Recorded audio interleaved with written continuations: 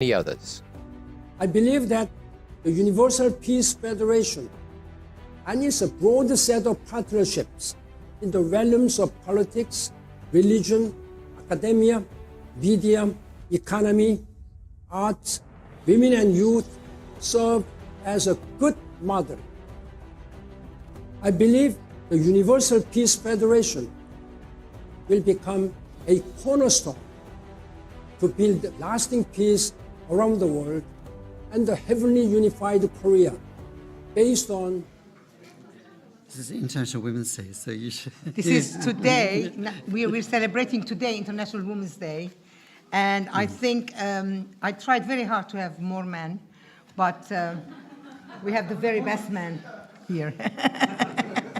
Oh, really, a lot of men here. Yeah, we have quite a few. But look at lovely faces of Good the women. quality. It's really beautiful to see. Yeah, lovely. Anyway, what the first session, what I'm trying to do is to kind of put a meaning to the sessions, so that we can then invite the people that are going to speak. We start with Duchess. Where's Duchess? Duchess is at the back. Oh, you're very far, my darling. Duchess Naveen of Lamberton.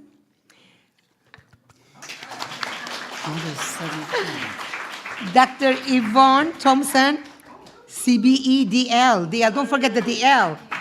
Deputy Lieutenant of the King. Yes, number 2.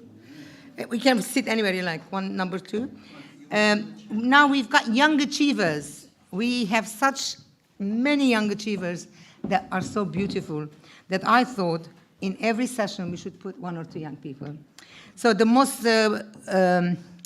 first one is Sophia Mok. Please come up. And Tariq Brown. And Rohini. Where is Rohini? Rohini! Unfortunately, no husband, but a nice young man. Where are you going to sit? On my lap? Oh, yeah, there's 2. There's 2. Yeah. Okay. What we're going to do is we're going to ask people to speak, and after the end of this session, we will ask each person, anybody in the audience that wants to ask a question. It is only 30 seconds for the question. You're not going to say, I enjoyed so much, and then, because we cannot afford not to give turn to others. Yeah. So therefore, we will have half a minute to ask the question, and you would address it to one person, like Duchess or my friend Yvonne. I'm saying something to him. Also, you have a choice. If you want to make a statement, comment about one of the speakers, and you can say that. Oh, I was interested, whatever. But it finishes 1.5, 1.5 minutes. I've got a great stopper. This is Tina, and she looks very reliable. So she's going to give you a warning in a few seconds before your time, and you wrap up. Okay? Anyway, and then when somebody speaks to one person's, how she enjoyed or he enjoyed the thing, you are allowed to respond for 1 minute. Or thank you very much, or oh no, you got that wrong. Something like that. So is that good? That's the way I thought that at least we can, you can be together with the audience. Okay. There is another paper. Is that a paper lady I am today? Duchess Naveen Al Gamal Lamberton from Lamberton is an amazing. I mean, I don't want to talk too much because she's an amazing person. She's had a journey of life that it's impossible to understand, and yet she rises like a phoenix. So at the same time, she's got a very wonderful heart. And because she has been so giving, and we actually anointed her as our patron of UPF. Are we allowed to clap? Yay! And also she is an ambassador for peace, and she is an excellent businesswoman. Absolutely, and good heart. That's the heart I look for. Please come and tell us a few words. 5 minutes, and that lady will go drung. Thank you. Good evening, Ramadan Mubarak, and happy Nowruz. As we gather here today to celebrate Women's Day, and indeed Women's Month, I'm honored to stand before you and share my vision for the future as a global icon and an inspiring personality. United Nations chooses the theme for this year, Inspire Inclusion. Yes, let's inspire inclusion as we embark on this journey for peace.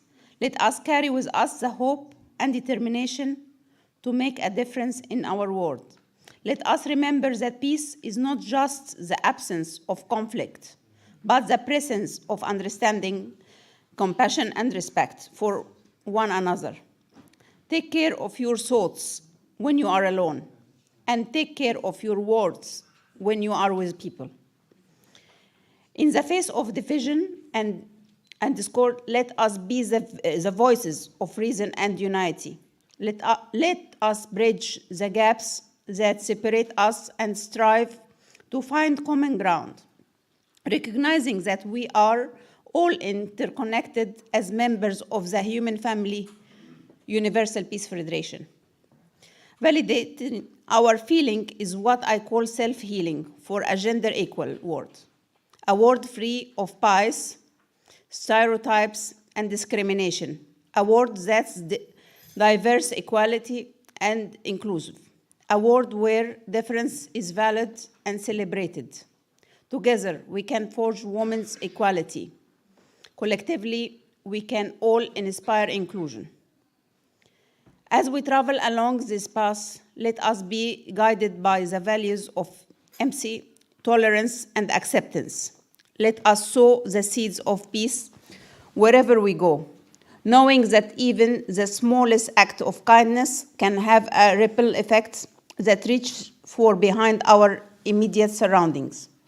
Together, let us envision a world where peace reigns supreme, where differences are celebrated rather than feared, and where every individual has the opportunity to thrive in harmony with one another. In a world often marred by conflict and division, I am committed to expanding my efforts in promoting peace and fostering interfaith understanding. I firmly believe that by embracing our differences and finding common ground, we can build a more harmonious and compassionate society. Furthermore, I am deeply passionate about advocating for humanity causes, whether it is providing aid to those affected by natural disasters or championing the rights of refugees. I am dedicated to making a meaningful difference in the lives of those in need. But my aspiration extends behind mere advocacy. I aspire to utilize my platform to empower and uplift marginalized communities with a particular focus on women and children.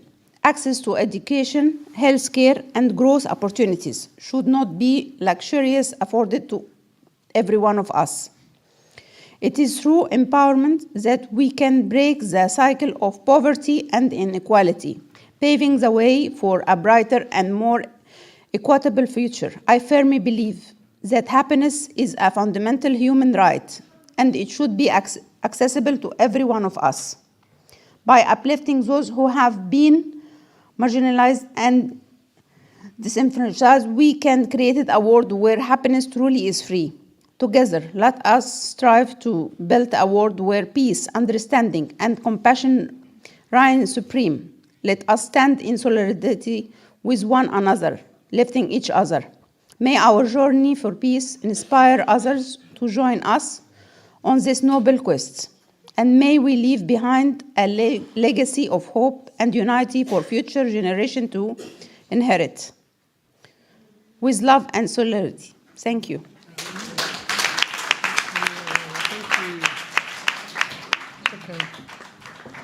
Thank you, Duchess. It's really very pertinent points, yeah? We have to work together, we have to understand one another, we have to respect each other if you want to have a good world. Isn't that so? Yeah, she's very good. Our second speaker is Dr. Yvonne Thompson, a CBE. DL, it means Deputy Lieutenant of the King. Lieutenant, sorry. Anyway, and that's, I was saying, what's this DL? And Robin told me. Anyway, she's actually been patron of our UPF for a long, long time. And because she's very, very busy, we see her rarely, but we're very happy to see her. And she's got many accolades. I mean, it's a little bit long. But she is a woman of what you say, is one of the black women of this country, maybe the first one to become a millionaire many, many years ago. Yeah? I no longer have it. Don't come to me. Anyway, no, not that. It's just that you think, oh well, the black women are not like this and like that. Black women are good. Anyway, she's the chair and founder of Wintrade, with quite a few people that you work with, and also she is a very good businesswoman, I hear. Anyway, let's give her the floor for 5 minutes.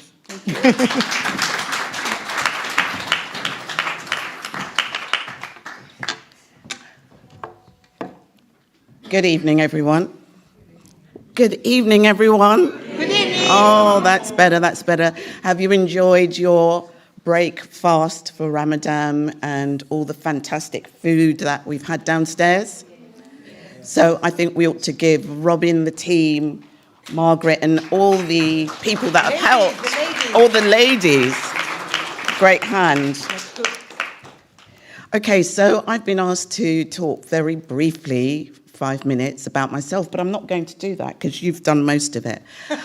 What I do want to say is really and truly, it's an amazing time for women, with us all appreciating and celebrating International Women's Day. International Women's Day has gone from International Women's Day to International Women's Month, but actually it should be all year round, because I'm actually a woman all year round. And it's a bit like when we talk about Black History Month.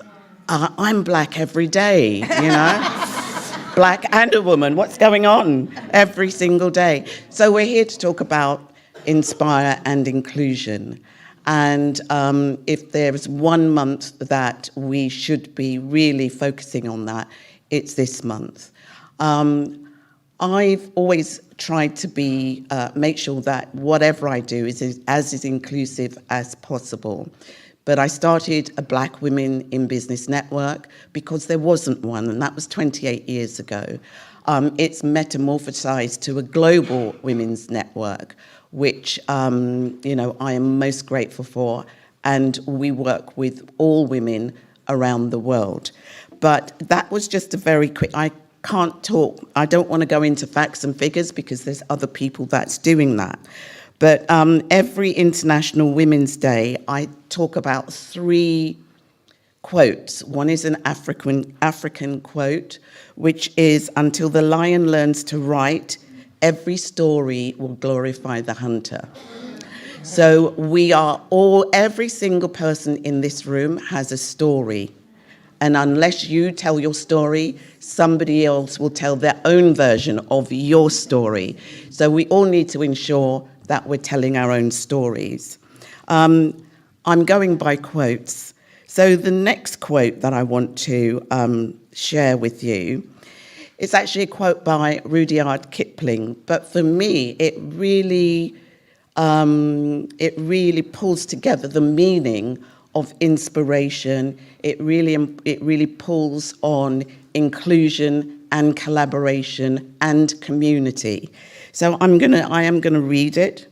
I'm sure you've heard about the law of the jungle, right? Have you heard the law of the jungle? Right. So now this is the law of the jungle, as old and as true as the sky. And the wolf that shall keep it may prosper, but the wolf that shall break it must die. As the creeper that girdles the tree trunk, the law runneth forward and back. For the strength of the pack is the wolf, and the strength of the wolf is the pack. So every time I read that, for me, it gives me a little bit of shivers, because that really shows the strength of a community. Each and every one of you has a strength, and your strength forms the strength of our organisations. So just make sure that you keep to your pack, which is Margaret and Robin. Now, the other one that I'm going to read is by William Golding. And this is my true International Women's Month quote. So, William Golding says, "I think women are foolish to pretend they are equal to men." You're supposed to say, boo. Boo. But that's not true, because we're far more superior and always have been. Whatever you give a woman, she will multiply. If you give, excuse me here, cover his ears. If you give her sperm, she will give you a child. If you give her a house, she will give you a home. If you give her groceries, she will give you a meal. If you give her a smile, she will give you her heart. She multiplies whatever you give. She multiplies and enlarges whatever you give her. So be careful what you give her, because if you give her any crap, you will get a ton of it back. How long have I got? Okay, so to end my my time on stage, I am going to cheat, because I just want to share a 1-minute video, because come September, I will be hosting something called the Flair Summit. And the Flair Summit is the First Ladies of Africa Impact and Resilience Summit. And we are going to just play you a very short video, 1 minute. Thank you. Welcome to the Flair Summit 2024, where we unite to empower the First Ladies of Africa and drive impactful change for women across the continent. Discover how Flair leverages pioneering technologies and innovative solutions to tackle gender inequality and foster economic empowerment across Africa. Learn about our strategic alliances with global leaders, policymakers, and business giants, all committed to uplifting underserved women in Africa. Explore partnership opportunities that align with your brand's values of empowerment, innovation, empathy, and leadership. Be part of a platform that not only champions gender equality, but also promotes sustainable development and societal impact. Together, we can make a difference. Join us at the Flair Summit 2024 and be a catalyst for change, because this is not a moment, it's a movement. Join us in London, October 2024, for a gathering of minds dedicated to creating a more inclusive, equitable, and prosperous society.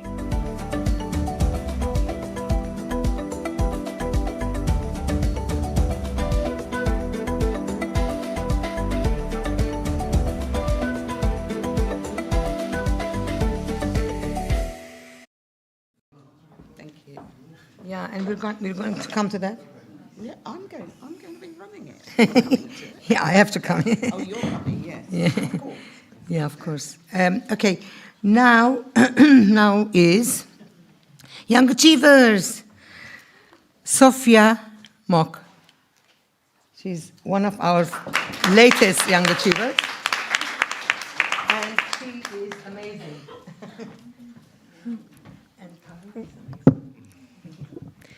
Hello, everybody. Happy belated Women's Day to all the passionate, strong, and beautiful women in this room. My name is Sophia. I'm a 19-year-old student at the Imperial College of London, and I'm beyond proud and grateful to be the empowered woman I am today. Women's Day was created for us to be recognized for our achievements without regards to division. However, like previously mentioned, this should just not be one day. It should be every day of the year, just as it is Men's Day. However, in this patriarchy, gender inequality still manifests in every part of the society. However, you're only inferior if you let these social expectations dictate your potential. When I was reading Atomic Habits, which I'm sure all of us have here, it taught me that you don't have to be the victim of your environment. You can be the architect of it. And I've used this manifestation to guide me through the countless objects and obstacles and judgments that I've received in my life. Firstly, all of my relatives discouraged me in pursuing a male-dominated STEM field because naturally, as a girl, my brain can't function as logically as the men. Obviously, I didn't listen to that. Boo! I pursued my passion, worked hard, and proved that I, as a girl, can achieve the best score in the nation for both IB Physics and Chemistry. And that I, as a girl, can be elected as the academic representative in the male-saturated Imperial College. Yeah. No, you.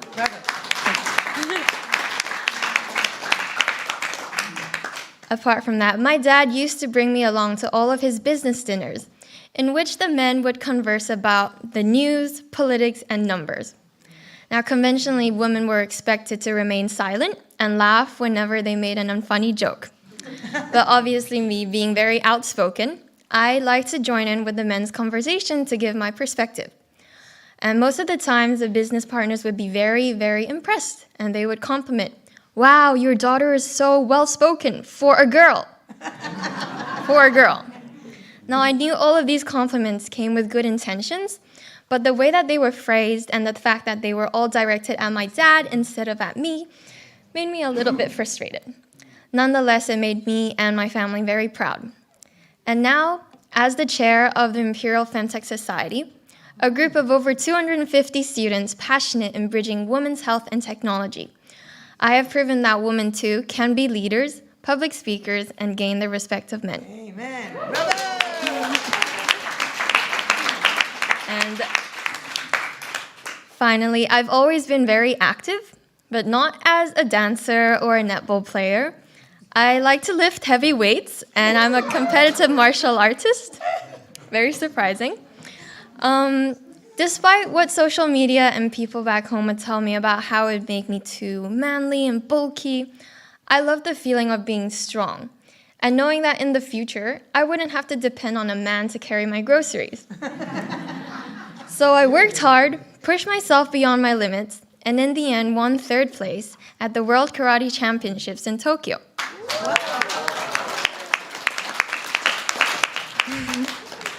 In that stadium, I, as well as the hundreds of other female competitors, proved that us as women can be strong, can be active, and can be fighters as well.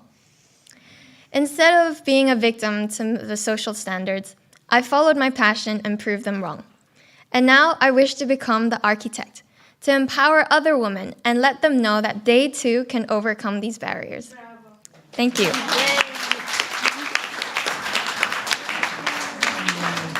My intuition was right. She's great. And now, our next speaker again from Young Achievers. Actually, we have Young Achievers Awards every year in House of Commons, not that, but July.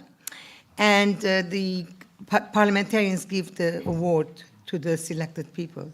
So if you know people like Sophie and Tariq and Gianni and Ira and Roslyn, all the people in this room that are young achievers, please, contact us, and we can get their summary, and maybe they'll be one of the young achievers. Thank you very much. Tariq now is last year in Sussex University. Yeah, and I was really blown out when they blown away when he talked in the last Young Achievers podcast we did here, and he spoke and he was great. So that's why I wanted to come and speak again about your mom.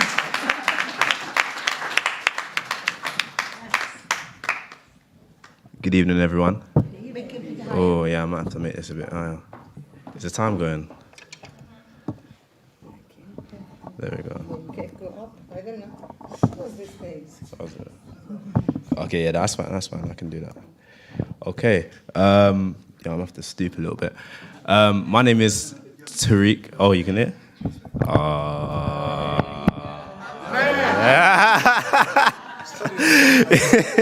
Yeah, that's good. Thank you.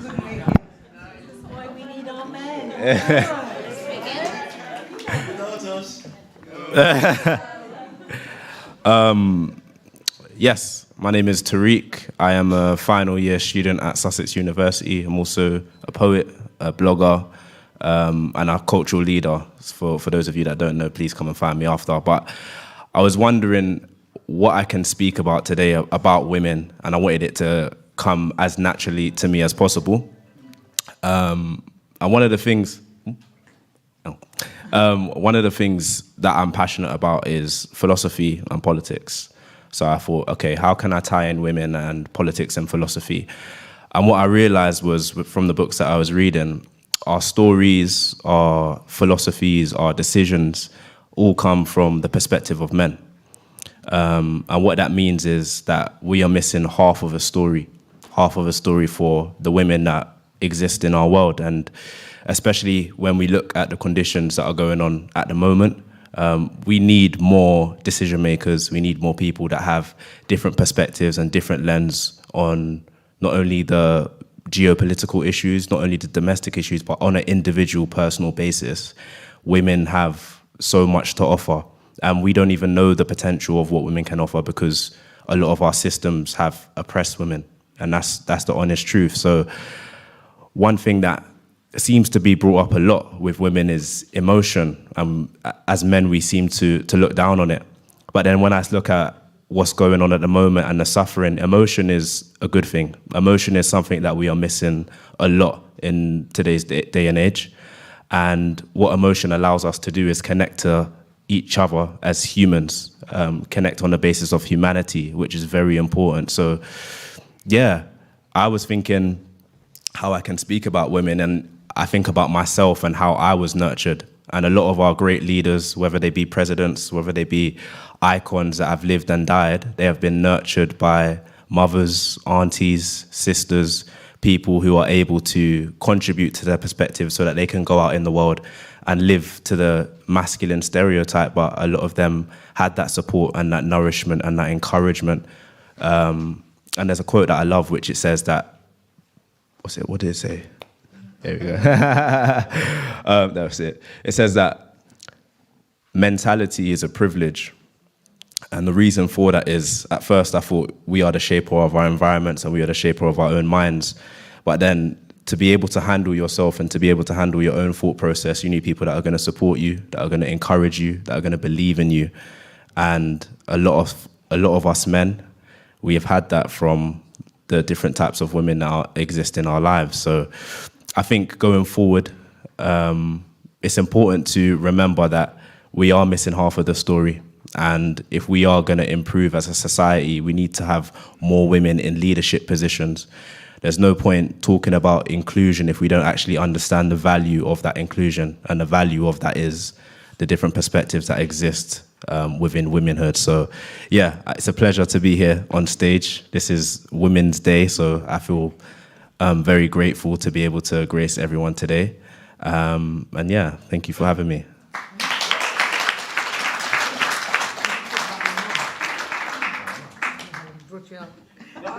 She nurtured me. Sorry. It's all right now. It's time for the audience to actually ask question, or if not, say something about. Oh, the last for best. The last. We kept the best for last. Please, I will talk. Huh? What did you say? You can tell me. Well, you said Margaret. Okay, this is a new person to me, and it was recommended by our Duchess. And I'm just a few conversations, and I felt very warm towards her. A bit of like love and things spread around. That's my thing, and it's her thing even more. Okay, her name is Rohini. Oh, it's a long Emanuelson. Yeah. And because the husband is Carl Emanuelson from another nation. Sweden, yes. Yes, and as featured in BBC and Channel 4, embodiment of divine and feminine energy healing is the rift between masculine and feminine.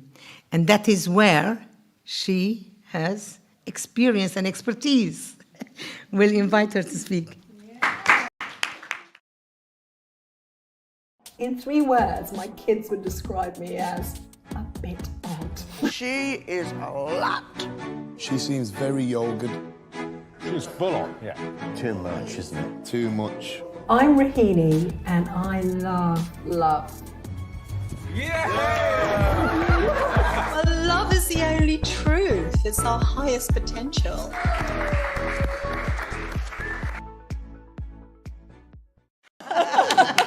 So thank you, Margaret, for being brave. And thank you for Duchess here, Naveen, for trusting me with all of you. But it is my passion topic to celebrate the divine feminine.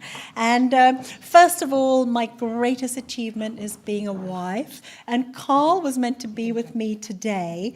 But instead, I have my number 3 son here. And why are you here instead of Daddy, darling? I am the most embarrassing mum on the planet as well. So let's just get that out the way. Why are you here today to support me, sweetheart? I'm here since my dad missed his flight and is still in New York. Yeah. Anything else? What do you think? You wanted to support your mummy? Yeah. Yeah. And what do you think about this topic and this organisation? It's nice, since there's like a lot of wars in the world, so it's like nice to avoid them with the Peace Foundation and stuff. Yes. All right, thank you. I am the most embarrassing mum on the planet, aren't I?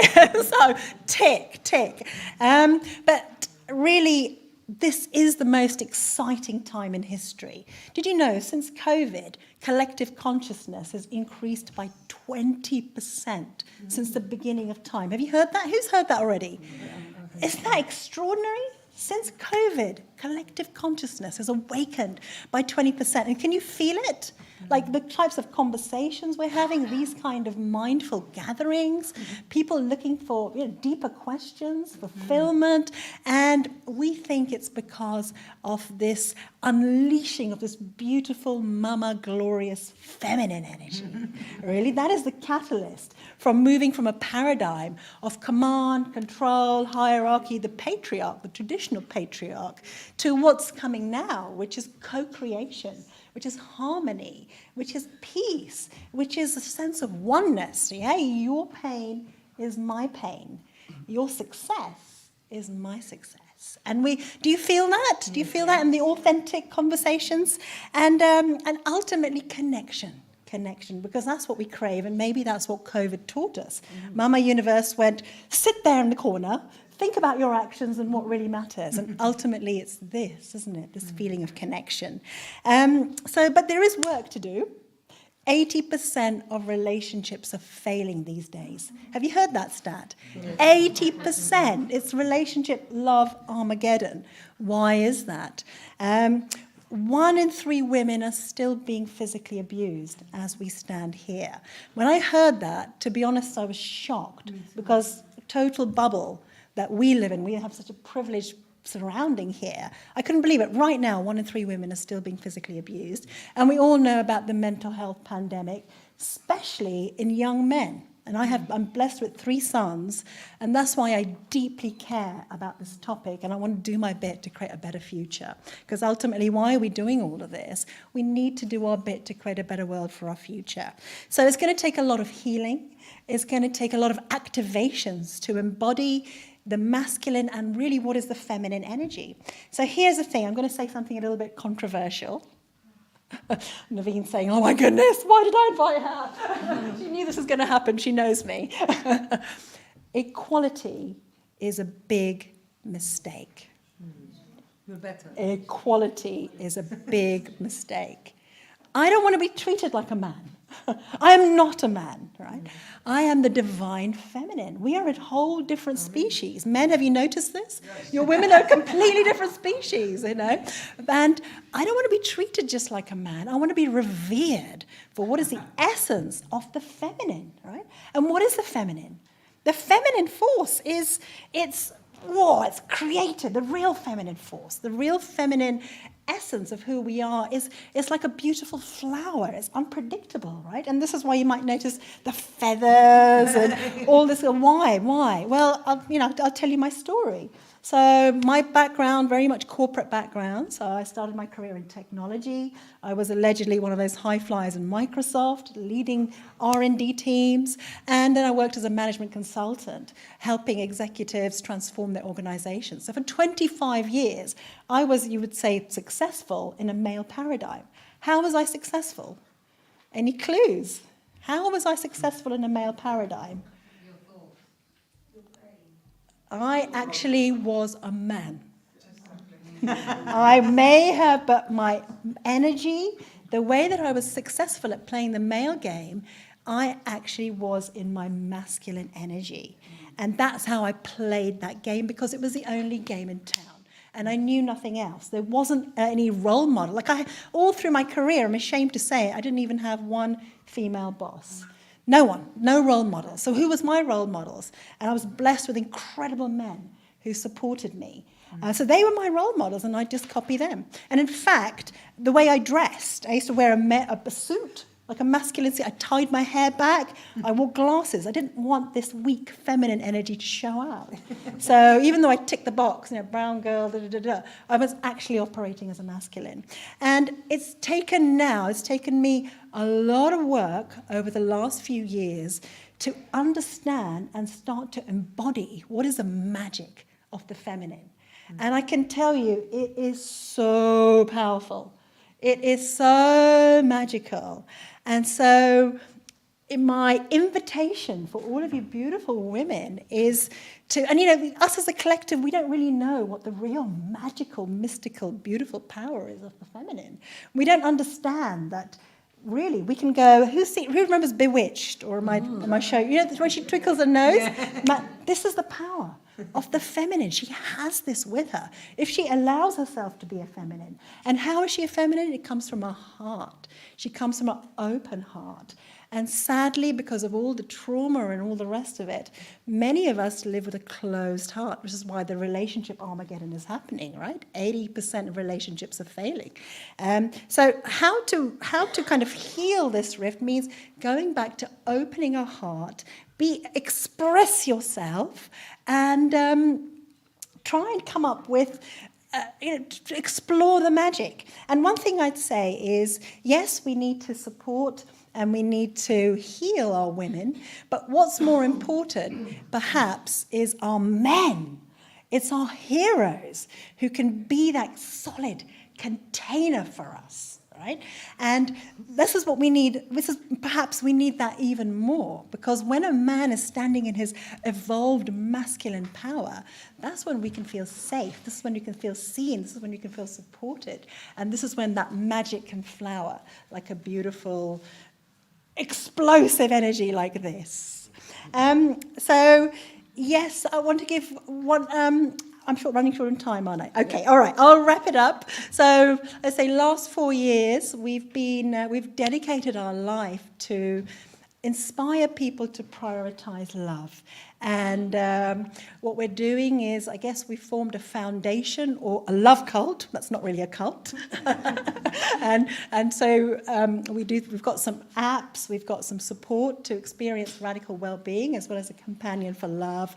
We're on TV and media and podcasts and speech, so we make people laugh. And also we're opening up retreat boutique hotels. So can I just offer a little, one thing I'd just like to finish on, if I may, is world peace starts with inner peace. Have you heard that? Yeah, world peace starts with inner peace. So just 30 seconds, can I invite you to close your eyes, put your hands on your heart, take a couple of deep breaths, and exhale one more.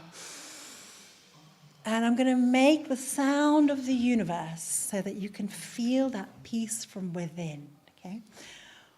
Amen.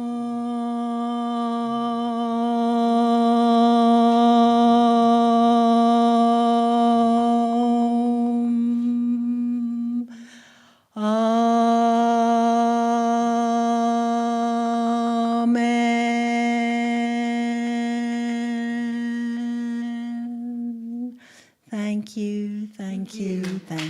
We should do more about this. Yeah, it's very interesting. Yeah, and I think there is something divine in me. Totally magical powers. Anyway, thank you very much, and I think you need a longer session with Rahina. Now, number one, get up. I saw that one first, next to you.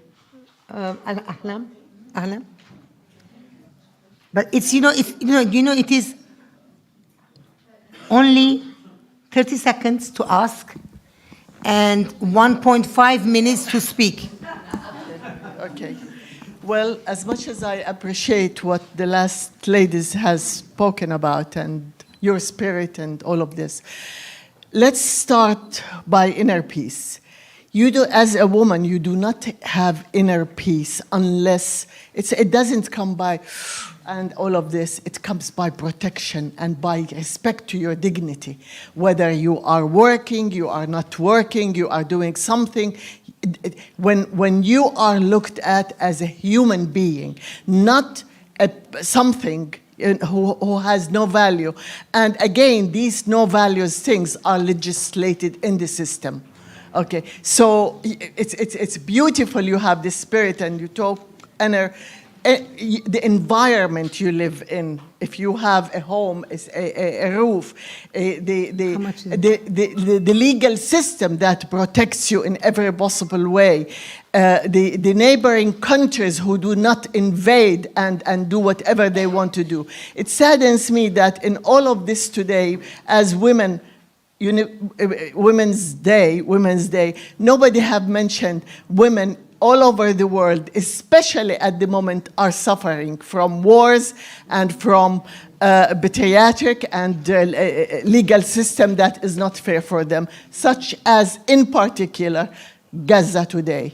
Women there, they don't have milk for their children, and we are celebrating. We celebrate when we have peace, when we create a peace culture, and that peace culture does not come except when you have the inner peace, the values of inner peace as a human being. Thank you, Margaret. Thank you.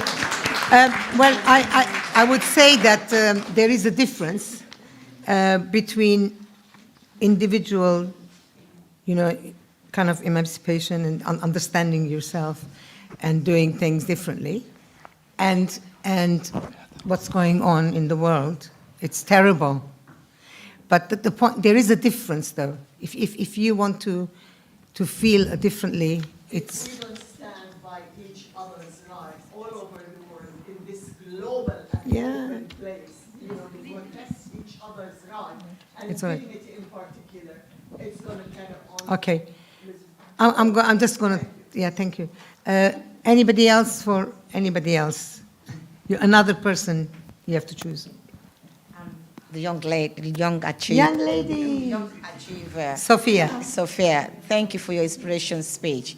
My question is, over the years, women have been empowered, they're more educated, they're more in boardrooms, but yet we're still oppressed. What is the future for young generation like you? Do you have any thoughts on that? Because for me, I'm enthused from your presentation that you're a very determined, confident woman, and I applaud you, and I hope you grow to be a leader. But I still feel, over the years, we have feminists, we have everything, equality, inclusion, everything, but women are still oppressed. We're, especially black women. I mean, I don't want to mention a certain name that say black women should be shot, but that's how it is. We are powerful. People see us as a threat just because we're very powerful. So I do feel that despite the education, despite the law, despite everything, we are still oppressed. So for a young person like you, where do you see the future? Thank you. Well, your question was very long, very short. Okay. Well, thank you. That's a very hard question to answer. I don't think I have like a very direct answer towards this. I definitely understand where you're coming from, but I think me personally, it's the thought that knowing that despite the challenges that I will face, I'm willing to put myself out there to, like, even if it takes me 10 times more work than a man would. I am willing to do that in order to achieve that. And I hope that by doing so, it will empower other women to try as hard. That's right. You can look at you, she's 18 years old. And then she's doing all these things. Thank you, darling. Okay. Have you got a question to another person, please? Another person. Oh, sorry. I thought she had her hand up for a while. Thank you very much, Michelle Akintoye. I've got away so many, but I just want to say that thank you for the opportunity that you're giving me here. In response to your question, first of all, surround yourself with quality people. When you're suffering in silence, you have to have someone that you can turn to. And Dr. Yvonne Thomas, with many accolades, is one person that I've looked up to for a long time, and I stay focused. Also, within my caucus, I have inner caucus, I have an extended caucus, and you witnessed the man that gave me his space in the House of Parliament. For 14 years, I've got about 5, 6 men like that. Women are the ones that actually put barriers in front of other women. We need to watch out for that. If you're a woman here, you're putting barrier and stopping other women from going up, is a shame on you, sorry to say. Because what you should be doing as a movement is to raise other women. I do my event for free, out of my way to give back, and I empower women. But you need to surround yourself with good people. Thank you. Huh? Oh. Second one, thank you. Is she ready? But our time is running. Give to Frankie. Which one is Frankie? Come on, madam, you're quick. You had No, your it's not. She has her hand up 3 times. Swati. Hello, everyone. We're talking about being our neighbor's keepers. The first lady that spoke, that's you. Yeah. You talked about your empowering women, but there are issues. It's not only the first ladies of whatever. There are a lot of issues in the world where women are being suffering from many issues, like what is happening in Palestine, what is happening in Congo, and all those things. Those people should be empowered, not only the first ladies or whatever. So I will expect that in this forum of peace, international, we should bring out all these women that are from these places that are really suffering. Okay? Thank you. Let me respond to that. Can I just clarify, the First Ladies of Africa Impact and Resilience Summit are bringing together women from all over Africa to solve the problems of underrepresented women in Africa. It's not to promote them, it's for them to come and talk about what can happen, what projects they're doing that could be scalable across Africa. We will at some point make that more international. So in October, we're inviting those women to come and help us solve a lot of problems. Thank you very much. This is the last one, because I only had 10 minutes, but it's gone. Yes, well, I'll keep it very short. My name and address is.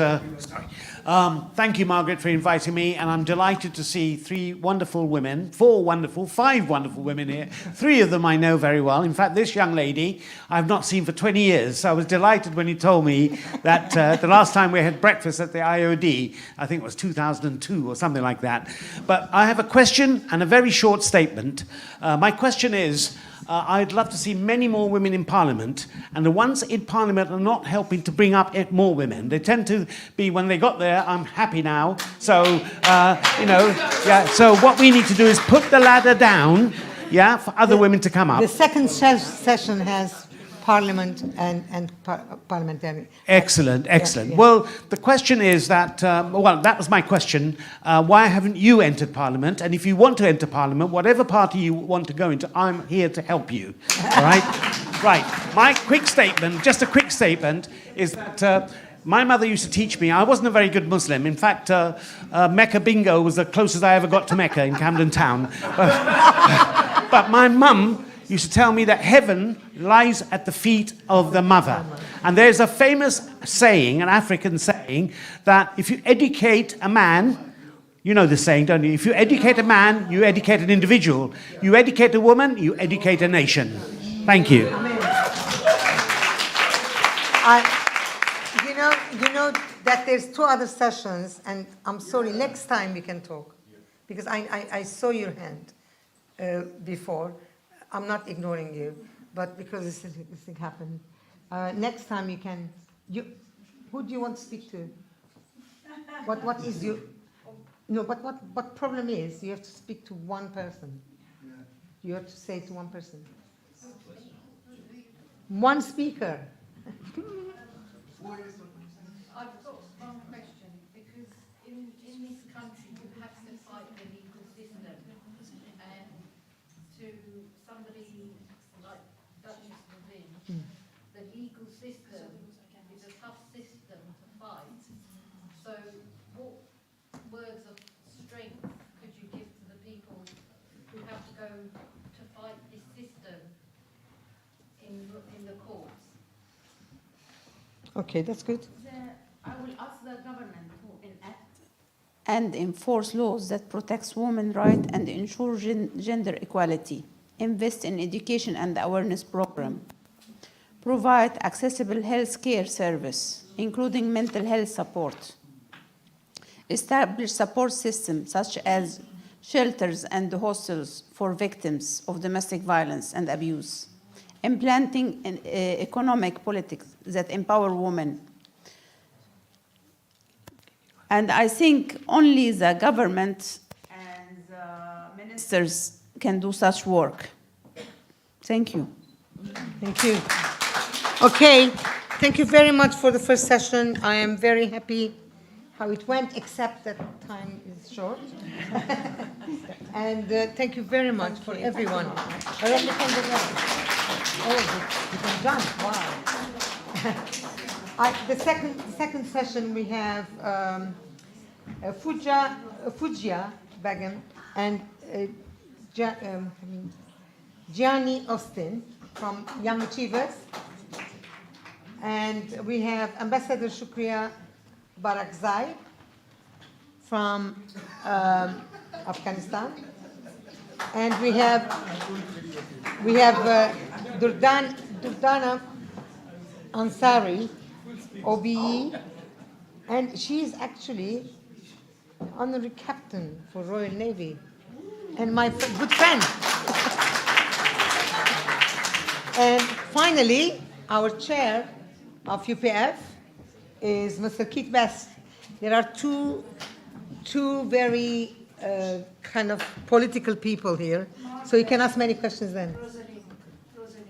Rosalind is not here. Is here in another place. Next one. Yeah, I mean, you didn't see it, but I know.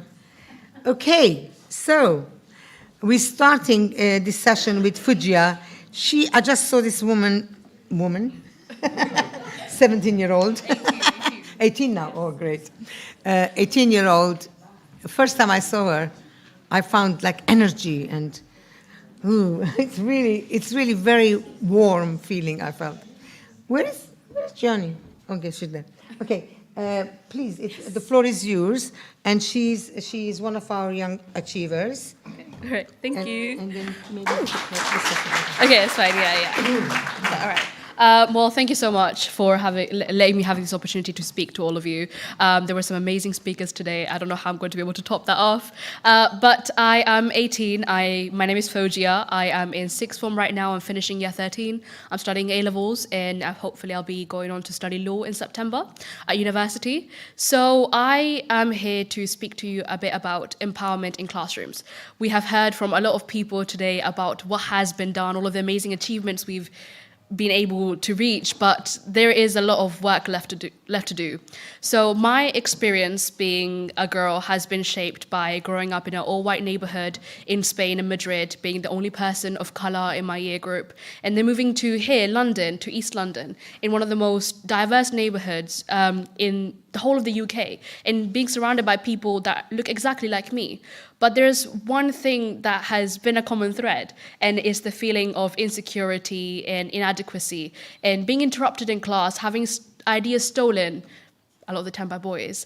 And, and it may seem a bit silly, but all of these little silly things accumulate to being really powerful and impact women. And they stop being silly when they start hurting women's confidence.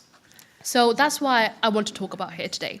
And classrooms and school especially is a really important space, because that is from the first day we go into school to the day we leave school at age 18, we have dreams, we have goals. It's the place where we're fostering our goals in life, what pathway we want to take. And that is the space where we need to empower women the most, where we need women and young girls, because they are girls, to feel comfortable and feel like they are in a safe space.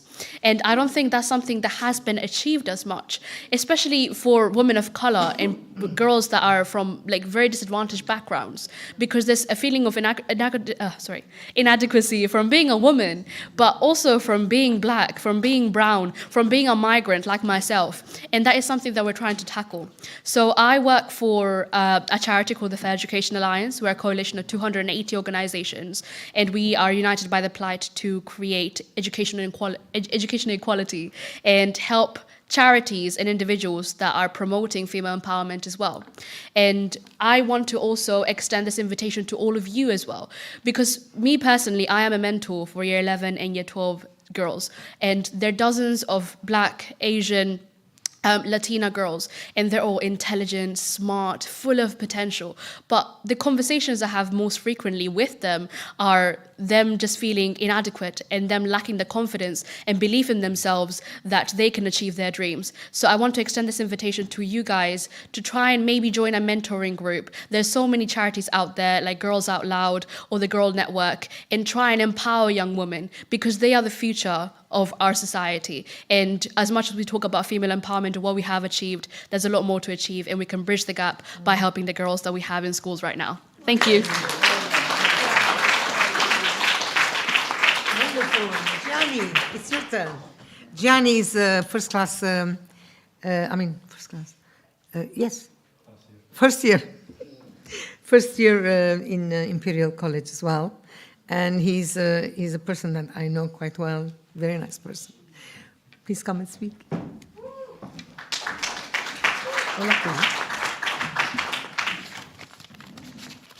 Good evening, everyone. Oh, actually, let me move this up. There we go.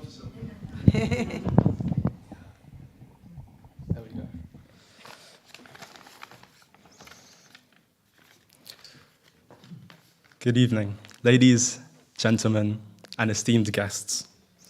Today, as we gather to celebrate the International Women's Day, I'm proud to stand before you as a young man who's able to represent all of the men supporting the remarkable women in our lives.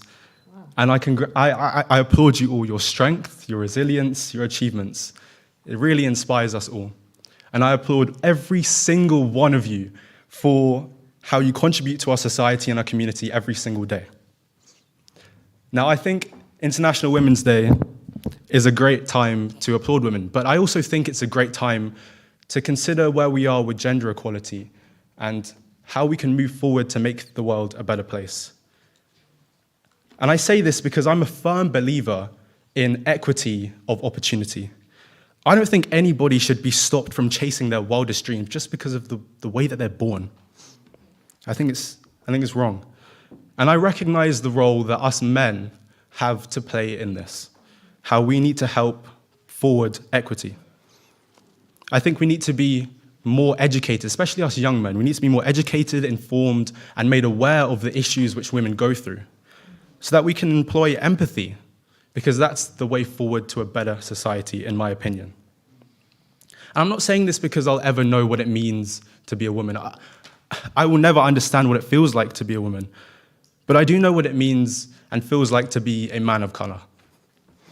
I know what it feels like to walk into rooms and have people judge you just because of the way you are. I know what it feels like to walk into certain circles, especially because I'm ambitious, as I'm sure everyone in here is. I know what it feels like to go in those circles and not be given the respect you deserve just because of the way that you're born. It's wrong. Touches a nerve. But no, I think it's because and they're judging you for something which is integral to you. And I'm so proud to be a man of color, and I know that every single woman in here is proud to be a woman, and no one should ever stomp on that. So, I think the best way forward is to help educate the younger generation more. I went to an all-boys school, so I know exactly what it's like to be in places where people don't really talk about feminism, equality, abortion, laws, and all of that. And I know some of the abhorrent things that can come out of boys' mouths when they're not educated in this. And I don't blame them, because it's not their fault that they don't know better. But I think we need to take it upon ourselves to educate them more so that they do know better. It's not good enough to just let it happen. And I don't have much time. I wish I could talk for longer. But thank you. I'll leave you with this. Let us celebrate our mothers, our sisters, our aunties, our daughters. But let us also engage in conversations with our brothers, our sons, uncles, fathers. Because we must all work together to create a community where everyone has equal footing to chase their wildest dreams. Thank you.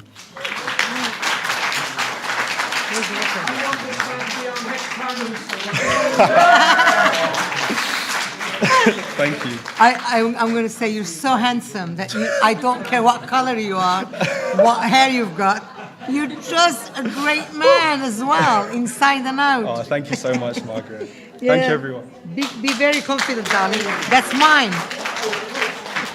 Sorry. Just in case I need it. Okay. Thank you so much, Gianni.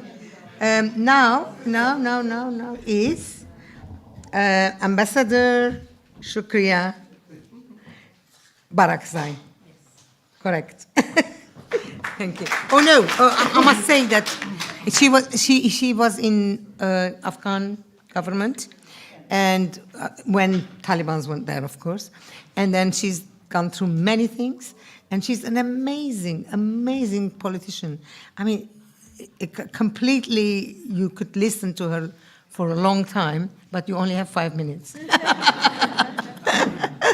Thank you so much, Margaret. Yeah, sure. Good evening, Salam Alaikum, Ramazan Kareem, and Nowruz Mubarak. Let me say something. The DNA of International Women's Day is about the recognition of injustice and inequality across the globe. It's about solidarity among women where they are suffering from war, conflict, or injustice.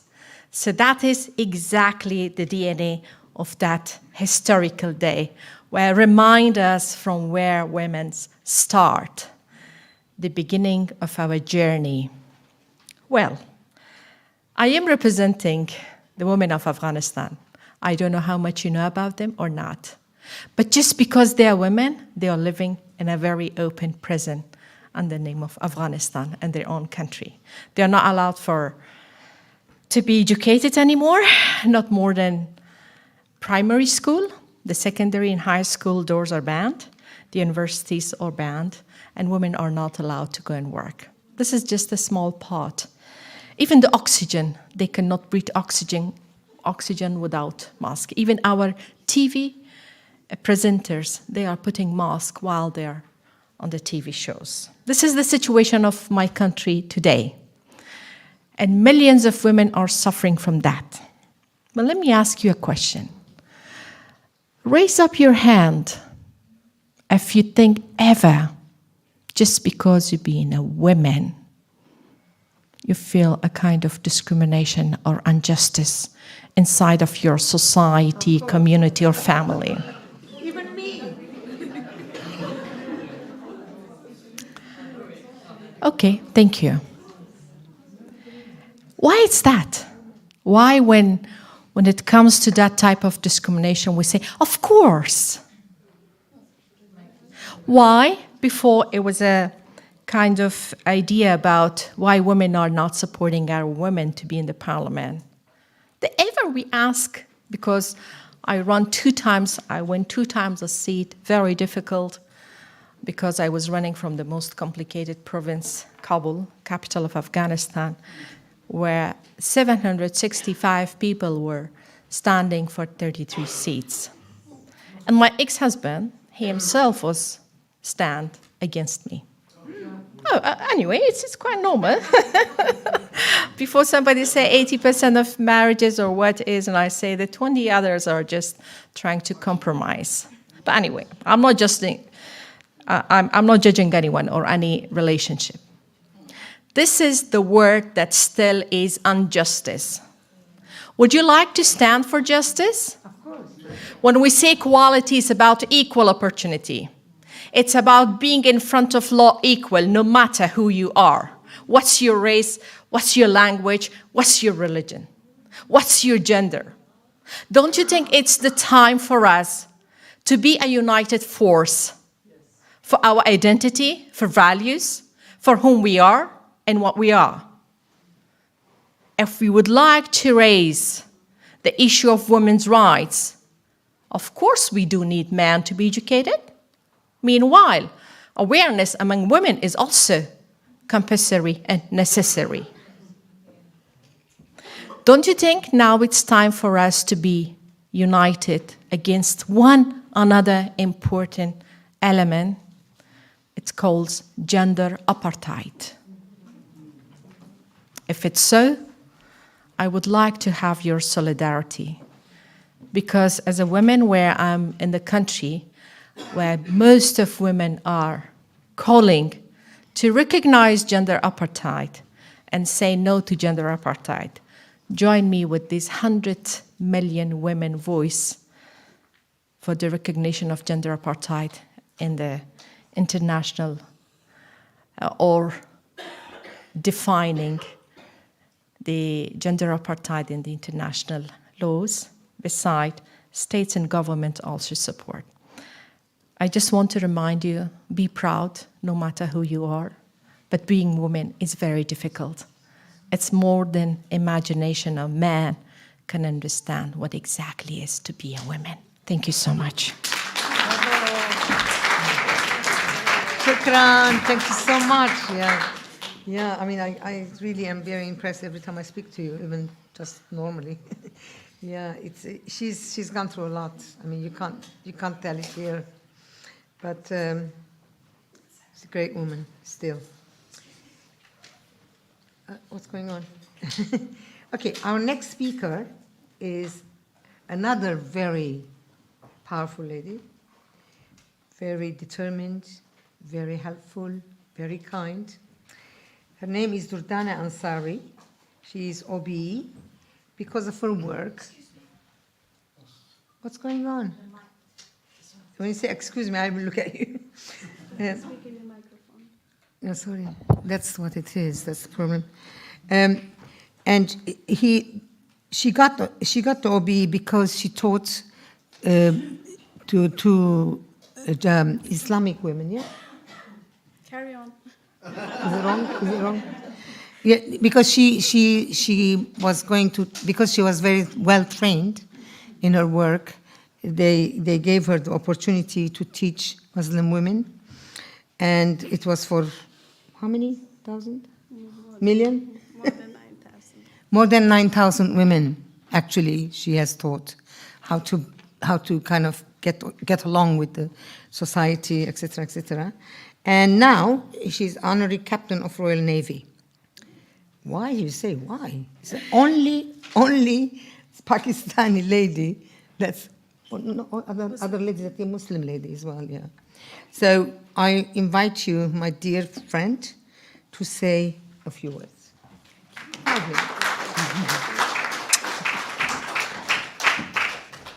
Oh, she's very good. Good evening, everyone. Lovely gentlemen, ladies, Dr. Yvonne Thompson, Robin and Margaret, and all these lovely youngsters. I'm absolutely inspired by your energy. And believe it or not, whatever Margaret was just saying, it is by energy that I receive from people. It's not, when somebody asks me, oh, you've educated 9,000 women. No, it isn't that the case. It's about when I was asked to become a director of a charity after my BBC career for 22 years. I had no idea what else to do apart from broadcasting. I was a producer with the World Service. I was asked to conduct this project, which was meant to be mainly for Muslim women in this country. So the thing is that when I went to in front of Her Majesty, late Majesty the Queen, Elizabeth II, and when she actually looked in my eyes, or maybe I looked into her eyes, when she said to me, "Thank you very much, Dodana, for coming to this country, and thank you very much for helping our community." To be honest with you, ladies and gentlemen, whatever I did in life, or whatever I'm doing in my life, I don't think about whether I'm a woman. I don't think about whether I'm doing something brilliant, or maybe I'm competing with someone, because I did not have that. I didn't really have that environment right from the beginning. At the age of 16 when I came to this country, I didn't have a language. I didn't know which environment I was, should I say, pushed into. What was the weather like? I was married. How does a wife behave, or a mother? My first biggest challenge was my first daughter, who had listening difficulties. At the hospital, all those babies used to cry, and I could hear my baby crying as a different sound. She had a peacock sound. And I knew there was something is, either she's really, really amazing, she's different. But then I realized when she was about 18 months old that, because I'm an observant person, nobody knew who I was. Nobody maybe, I'm very fortunate to be in this country. So what I feel that it's amazing when we talk about women across the world suffering. But when I've got fire in my back garden, I'd rather put that out first. Because yes, we are coming from privileged backgrounds now. But it doesn't mean that all these women, talking about those 9,000 women, or more than that, it wasn't just me, it was the people, a team that we created. So whenever you receive these amazing awards, more responsibilities come over your head. And it's about collective work. It's not one individual who's doing it. I can't just go and start teaching 9,000 people, if anybody says that. So the thing is, as all these young people are saying, that is our future. We need to have these young people become into young leaders, and that's what we need to create. This is why we've got all these opportunities, and if they are from underprivileged background, more the better. And just feel amazing to be standing here with the girl who came to this country. I used to be a girl guide in my school. And I used to listen to the rustling of my, we used to call it kalaf on our uniform. And I used to hear the rustling of that sound. And I used to feel, oh, I'm somebody important in my little world. I was an artist. I just didn't know anything. I never connected with the outer world in that sense. Who would? Nowadays, kids are, obviously, they are much more fortunate to have everything they want, whether they come from underprivileged background, but they still have a computer in their hands. The schools are, this country is brilliant. I think we should really, really appreciate that. Because whatever is given to you, we are here to give it back to the society. And I think my being in this world is something, if I could possibly speak about my experience, maybe say, okay, don't go this way. Are you, am I done? The way Margaret is standing on my head. I am a broadcaster, I need to understand every 30 seconds as well. So the idea is to make sure whatever you do, whatever we are doing, don't be thinking that if I do that, I'm going to achieve some sort of award. Yes, it is amazing to achieve awards, but spread the word, spread education, spread the good word. Tell people that I'm here to help you. Whatever I can do, I can inspire, if I can inspire people. So that's, this is the lovely daughter that my daughter I was talking to you about, is sitting right in front of us here. She's now one of the finest artists in the world. Her work is in Windsor Castle. So the thing is, and she only last year, she had her cochlear implant. My God, she is power for me. So she's not just my daughter. She's daughter of nation. She's daughter to inspire each and every one of you. And it's not just her. There are many people out here. So congratulations to all of you. Thank you so much for listening to me. I think she wants me out. Thank you very much. And the reason I'm not in my uniform today, because people always say, oh, she's in her uniform because either I'm coming from work or doing something. Today I decided I'm not going to be in my uniform. Yeah.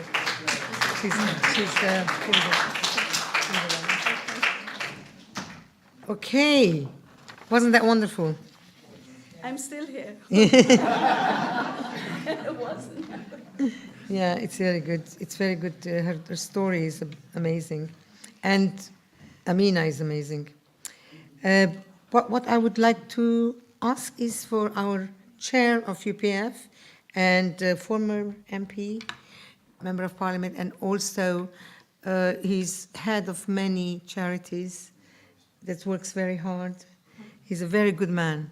Very good man. Yeah, and we have to listen to him. This is Keith Best, and he has 5 minutes. But he doesn't understand. Why 5 minutes? Thanks, Margaret. Thank you. Well, thank you. There has been no financial transaction between me and Sheikh Ramsey for him shouting out that he's a very good man. I promise you that. First of all, let me make the obvious point. None of us would be here without a mother. Sometimes men forget that when they discriminate against women, and it's about high time that they learnt to understand it. Secondly, I'm delighted to be a minority amongst such a wonderful group of women. I mean, you've all got a wonderful story to tell, and we've heard some fantastic testimony already. But the point has already been made about women in politics, and I don't want to just spend a few moments talking about that, because women in politics have been woefully underrepresented in the UK and elsewhere throughout history. But, in fairness, those who have made it have usually had a disproportionate influence, not least because of their capacity to break that mould. Now, that situation, though, is hardly surprising, taking account of how women have been and continue to be suppressed in many countries and denied civil and political rights that men have enjoyed for centuries. In countries that like to describe themselves as civilized, such change as there has been has almost inevitably been only within living memory. There was a common law doctrine called couverture, where up until 1870, any woman who became married became a chattel of her husband. She was not alone allowed to own property. Everything that she earned, whether from wages or investments or anything like that, automatically went to her husband. That was only changed in 1870, and again in the Married Women's Property Act of 1882, there were some further changes as well that meant that income from any source would actually belong to a married woman. It was only a single woman who could actually keep her property up until that time. Now, you know, that's 150 years ago. It's not a long time ago. So we have to bear that in mind. And I think the other thing I just wanted to refer to was to draw your attention to a recent report called Pursuing Parity from the Electoral Reform Society by Thea Ridley Castle, who's their research and policy officer, which examines gender quotas across different electoral systems. There's a webinar, incidentally, if you're interested, this Thursday at 10 o'clock in the morning for those who are interested. And perhaps, Robin, we can put it up on the website so that people, if they want to go to it, they can actually go into that. And what that summary of that report states is that throughout history, the political landscape of the United Kingdom has been predominantly shaped and governed by men. Well, we all know that. The struggle towards gender parity across the United Kingdom has been fought tirelessly, of course, throughout the 20th century, and only really the 20th century. Remember that in 1918, it was the first time that women could stand as members of Parliament. It was the first time that women over the age of 30 could actually vote, and the full franchise was only gained in 1928 when all women could vote. That is within living memory. And that is a terrible scandal, really. And this is what people call, you know, the mother of parliaments and the home of democracy. So we have to bear that in mind, that it was thanks to women activists during the last 100 years or so that all that has changed. And this shift is particularly evident in the increase of women members of Parliament, and you referred to that. So as of February of this year, there are 226 out of 650 MPs, 35%, who are women. However, whilst the number of women MPs has increased, there's still an enormous long way to go in order to achieve gender parity in elected bodies throughout the United Kingdom. Across the world, when you look wider afield, as of the 2nd of February of this year, there are only 6 parliaments, Mexico, Nicaragua, Cuba, Rwanda, Andorra, and the United Arab Emirates, which have gender parity in their lower or single house. Globally, there is an increasing number of women parliamentarians. In 1995, women made up only 11.3%, whereas by the end of 2022, women made up 26.5% of parliamentarians. However, whilst that's been positive, there is a lot that still has to be done in order to try to achieve a greater parity. And in fact, there's been a retrenchment, and there has been an increase now of only 0.4% in the number of women coming into parliaments around the world. Well, if you're going to get gender parity, it's going to take 80 years to achieve it at that rate. So something more positive has to be done, and it has to be done quickly. And quotas are a key mechanism to enable gender parity.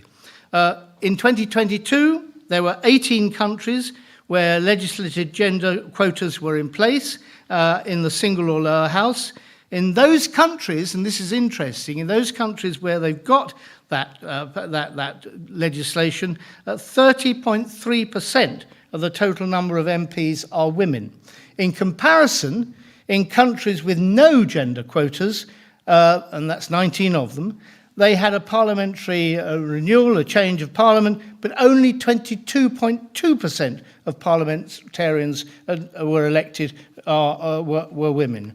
So the point is that we need to actually encourage more countries to actually have quotas for women. Now, In this country, and you referred to this country, why aren't more women becoming MPs? Well, both major political parties have certainly promoted it.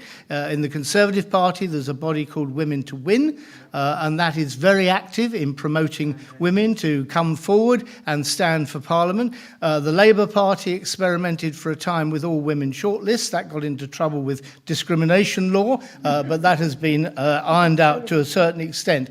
But there is, I believe now, in all the major political parties in this country, a real understanding that to exclude over 50% of the population effectively by mechanisms from being able to stand as members of Parliament and represent their constituents is something that is fundamentally wrong and has to change. So I leave you really with this thought. If you really want to actually make sure that women are no longer unrepresented, you've got to campaign. You have got to join political parties. You have got to force the issue and say, I have a right to be able to stand forward and represent my constituents. And people who've heard me say this before, I apologise, but I'm going to say it again. I am a strong believer that women make far better members of Parliament. And remember, I've been there.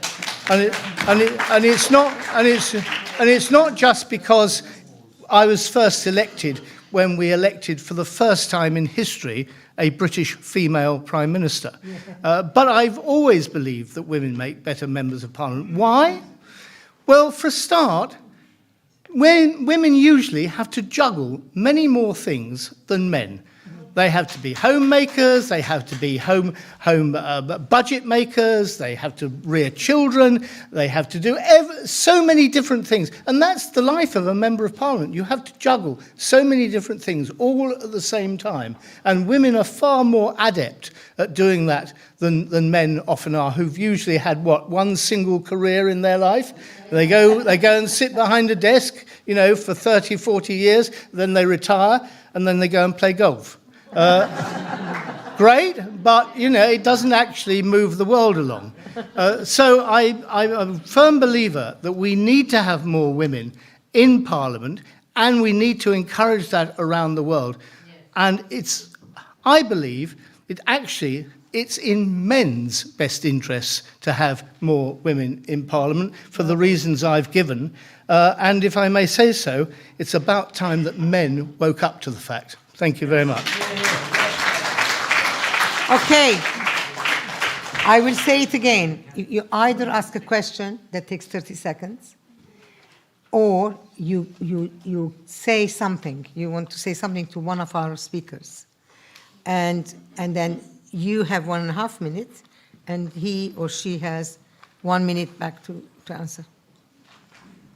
Thank you very much. I don't know if it's good. Yeah, I'm Prince Larry Adegun, Peace Ambassador. Just to compliment what Keith has just said, I will go back home, Nigeria. In 2015 and 2019, we had about 11 female senators out of 109. In 2023, which we partook in the elections, only 3 female senators. Because many things change. BVAS came in, they call it BVAS, the same system, electronic system that you use in the United States. And so there was no more rigging. The second one being, women are more laid back when it comes to politics, especially in a climate like Africa where they encourage their men to do it. And when women went to men to say, I want to do politics, don't be silly, sit down, we will do the talking. That kind of push. I'm saying, like he said, I think the encouragement lays with us, men, and also that women should push, aspire to be better politicians. Thank you.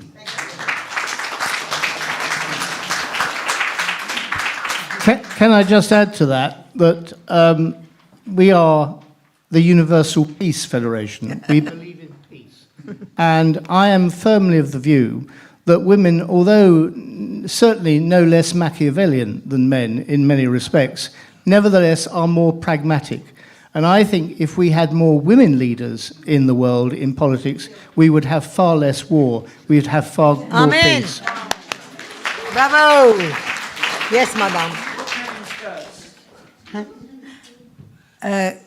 Can you speak? Yes. Thank you very much. But to whom you are speaking? Yeah, thank you very much for giving me the opportunity. Well, the topic is lovely, but to me, everything we are saying is just paperwork. There's no action. Paperwork? Not practical. Not practical. Yeah? So, UN, I respect UN. I respect any leaders, but the policies UN has got and the policies all the leaders in the world has got, it doesn't suit anybody, especially the women and the youth. So my question is this, what are we going to do about all those policies that have been sitting down there, harming all of us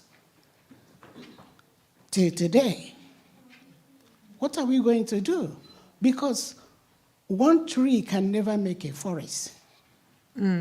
Like the young girl was talking, how she goes in the meeting and they look at her as a little girl.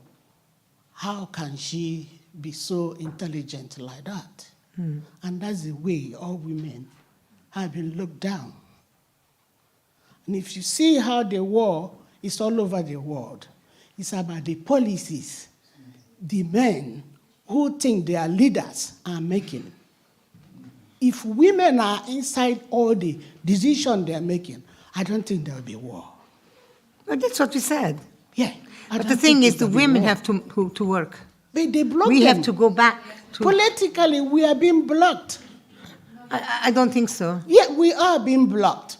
I have been a councillor for 4 years, and I know what I'm talking about. I have been councillor too. Yeah.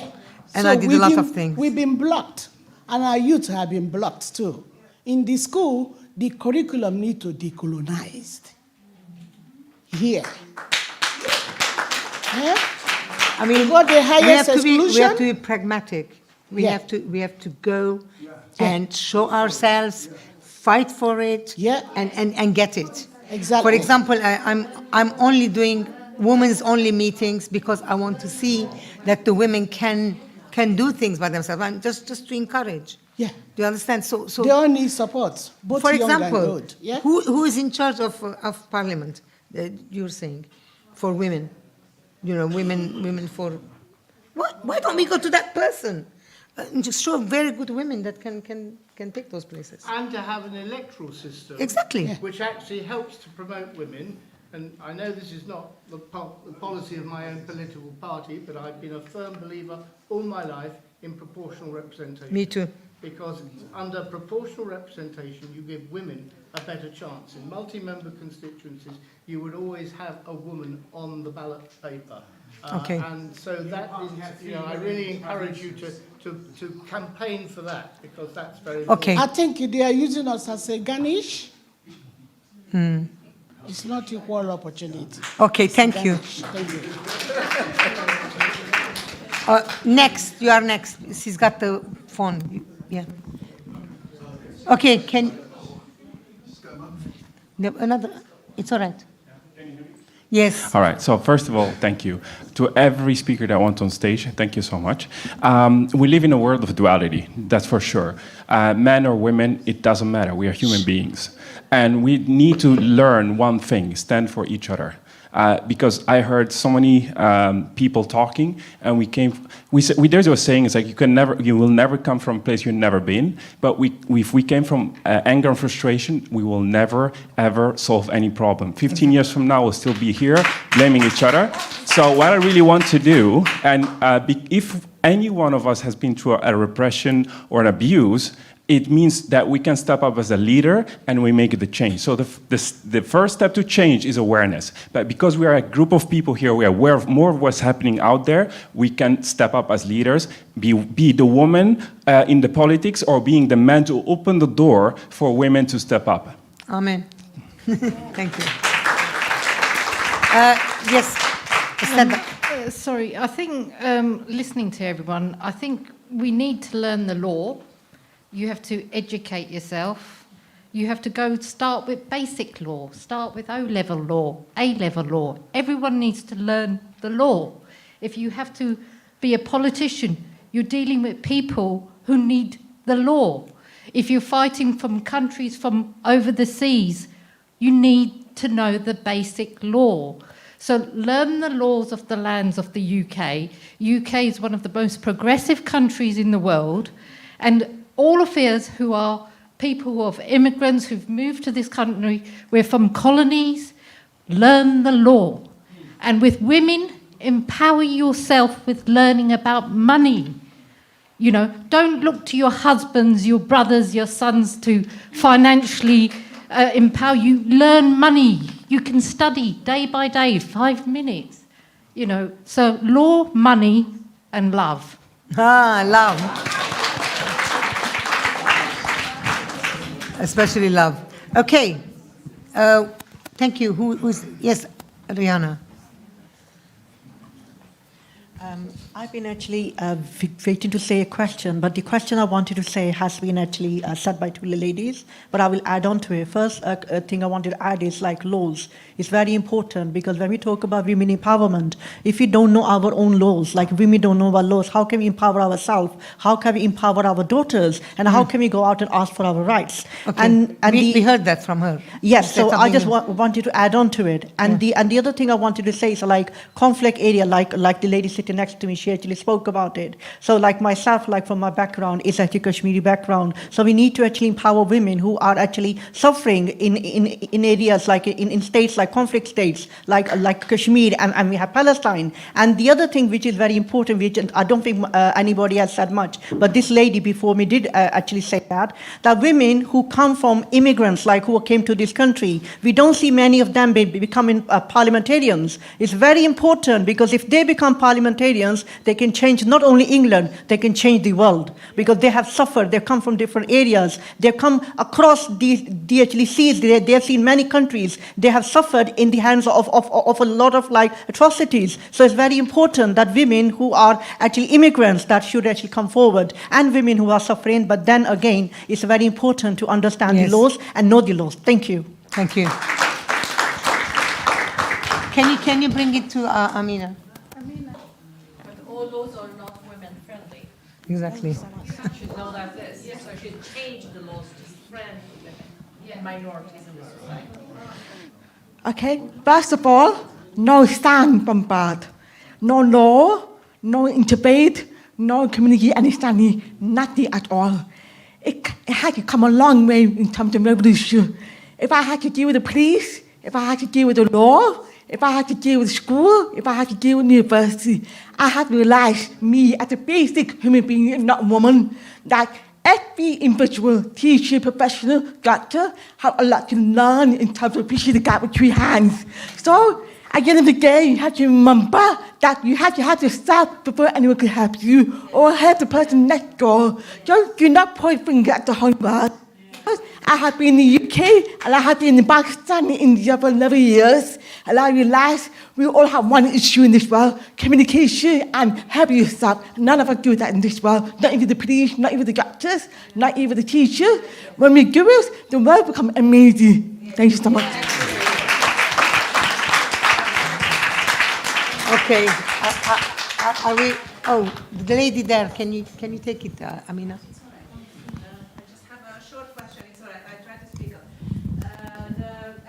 Problem of Afghanistan really, so it really touched me. I saw in social media to donate for the education of the girls in Afghanistan, but is it enough? What can else we do? Like, do you think that there will be a change soon, or what comes next? I wish the change will come soon. Yes, your donation, if it's money, book, article, tweet, talking with your MPs and talking on the media on behalf of those silent majority women in Afghanistan, that is, under the name of humanity and as a woman being, is a great support and help. I cannot say soon there will be a change. But I understand the resistance of women in Afghanistan will continue, despite of how difficult and how costly it is. But that resistance will achieve at the end, and you will see the sun will rise after the dark cloud. Can I just add, and I'm diffident to do it in the presence of an expert, but I'm working very closely with the Afghan and Central Asian Association. We are creating a coalition for Afghanistan's future. I think one thing, I hope you would agree with me on this, that Afghanistan, you can't put the genie back in the bottle. There has been 20 years of women's liberation that has been experienced. There is a younger generation there that have lived through that. That's all they can remember, many of those people. It's interesting that the Taliban, which itself is very deeply divided, you've got a totally different attitude from people in Kandahar, in Kabul and such like. But you've got the young Taliban ministers who are cynically sending their daughters to Dubai and the Arab Emirates to be educated there, whilst they're preventing women being educated in Afghanistan. The old ones are beyond the pale, frankly, they're never going to change. But I believe that with a lot of international pressure as well, and that history of the last 20 years of Afghanistan, I'm actually quite optimistic that things will change. Thank you so much. Well, I think we have to carry on the next one, and then you can speak afterwards. I'm going to invite the group. Oh yeah, thank you for this group. They can do it afterwards. Yeah, I think you can say it afterwards. But let speakers speak now. Okay, I invite Dr. Simon Niaz, Dr. Saf Baksi. No, number one is Rosalind Singh. Where is she? Rosalind? Okay. Rosalind, Dr. Saima. I don't know Lalita's face very much. Is she here? Lalita? I can't remember. Anyway, and Robin Marsh later. No. First we want Ambassador for Peace. Fumi. Where is Fumi? Robin. I don't know what you're doing. Fumi. I asked you to ask her to come. Yeah. Fumi Ade Milua. Okay. Now, first of all, Robin is going to come and do something very special.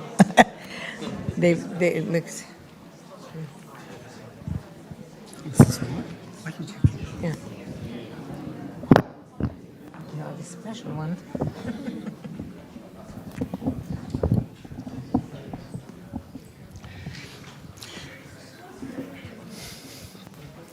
So, who knows what? Has everyone seen an Ambassador for Peace Award? I know a number of you are quite new. Some people here were made ambassadors for peace maybe 20 years ago. Or But UPF, or Universal Peace Federation, has a wide international network across the world of ambassadors for peace. And there are many wonderful people doing humanitarian work, all kinds of noble work for humanity. And today we've got a very special person, Councillor Funmi Adimula. So please forgive me about pronunciation. You'll have to correct me. Can you be quiet at the back? Who has conducted extensive humanitarian work in Vienna during the 1990s at Mother Teresa's homeless charity and for social aid charity Caritas. Also working as a German translator at the various refugee camps in Austria. She's a trained counsellor and a member of numerous prestigious bodies, including the UN Global Compact and holistic complementary practitioners associations, as well as being the founder of the Good Samaritan Foundation UK and Mother Funmi Good Samaritan Foundation in Nigeria, and she served as the treasurer for the National Association for the Advancement of Coloured People in AACP. Thank you. So she's done amazing work for humanity. I'd love to hear about her work with Mother Teresa, but thank you. Should we ask Lance and Sulian, could you come up as well? Lance and Sulian? And who? Actually, I'd like to move this over just for 1 second. Okay. Yeah, sorry. Okay. Okay, we can. Is Kit Pass there? No, he's gone. Oh, okay. Okay, where's Wait. Do you want to join me? Anyone else want Kate?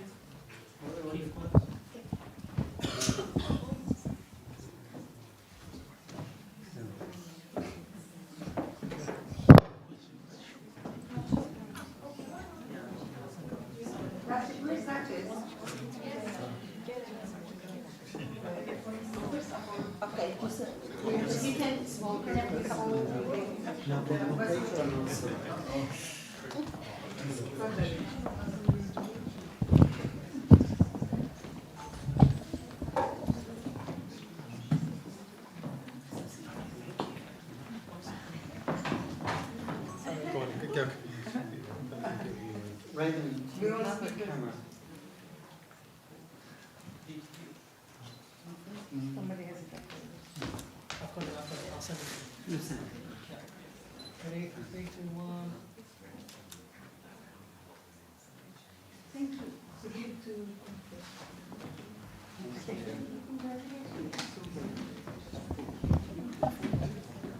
Yes,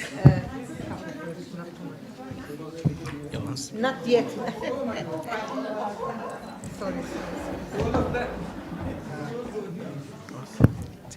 Okay. Okay, she's going to speak now. Okay. Great. Yes, please. Yes, thank you very much. Good evening, everyone. I am extremely pleased to be here today. That I've been considered for this special honor. I am so extremely delighted. And I want to say a very big thank you to you, Margaret, to my nominator, Dr. Aderonke Tomori, and to every strong woman in the house. I say a big thank you to you. I've been sitting down there listening to every comment that have been made about women, about the role, and about the different opportunities that is not being put in place for women. I am very excited to be here, as I rightly said. I began my humanitarian work about 35 years ago. I came to Austria as a young girl in my 20s. I don't know if we have any German-speaking person in the house. Guten Abend. Guten Abend. Thank you very much. I'm not sure if I'm still in control of my German vocabulary, because I left Austria 20 years ago. I came to Austria as a young girl, as I said, in my 20s. And I came with my husband from Nigeria, West Africa, to Vienna. Something happened, he had to go back to Nigeria to look after an important thing. He got stuck in Nigeria, and lo and behold, I was homeless. And I was thinking, where am I going to stay? So as I was crying, struggling to get help, someone that I spoke to introduced me to Mother Teresa's home of blessed memory. I gave a call to the home. I was invited for an interview. And everything about me is being special. And I thank God for that. I lived in Mother Teresa's home for 2 years. And I had my child, who is 31 years old today, a pharmacist. He's a qualified pharmacist, a proud product of Portsmouth University, and I gave birth to him in Mother Teresa's home. And living in Mother Teresa's home, I make a vow that whenever I'm able to stand on my feet and I'm able to look after myself, and that I am not dependent on anyone, I will give back to community. 33 years ago, I've given my life to humanitarian work, and I believe strongly in a service to humanity. There's an adage of South Africa. I don't know if we have any South African in the house. Ubuntu. Humanity to others. Who are you living your life for? Who can you live your life for? I think we have gotten to a point where pointing accusing finger should be a thing of the past. But how can we as women position? It's about positioning ourselves to who you can help, who can you live your life for, because we are here on this planet Earth for one another, to support one another. I really appreciate the opportunity given to me today. I've been championing Boko Haram victims, helping them in Nigeria, those who have been affected by Boko Haram insurgency. And I would really appreciate anyone who might be interested in working with Boko Haram victims, those young girls in the IDP camps that have not been given the chance to have education. Because when we talk about women empowerment, we should focus on giving them education. Education is something that can never be repossessed once it's attained. So education is the key. Thank you very much.